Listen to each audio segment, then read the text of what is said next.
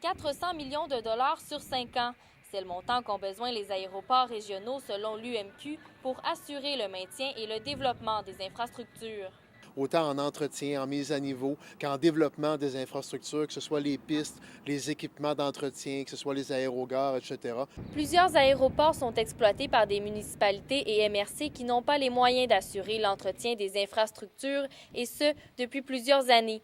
De plus, le financement n'est pas au rendez-vous. Le provincial a aboli son programme PATA en 2015, donc il n'y a plus un sou noir qui sort des poches du provincial pour l'entretien des pistes. Du côté fédéral, il y a le programme PAIA, mais on parle d'un budget annuel de entre 30 et 40 millions pour l'ensemble du Canada. L'aéroport de Bonaventure, elle, appartient au gouvernement du Québec.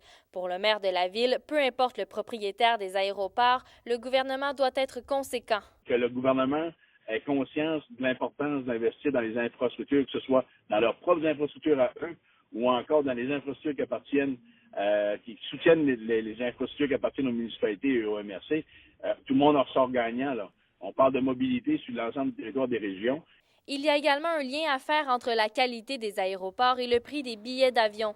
Toutefois, pour Daniel Côté, l'élément principal qui fait remonter le prix des billets reste l'absence de concurrence sur le marché. Au niveau du prix du billet, on veut commencer déjà à stimuler de la concurrence sur le marché aérien régional au Québec.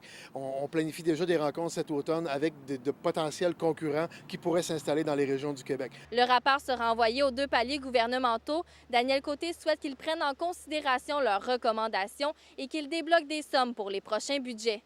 Stéphanie Collin, à Gaspé.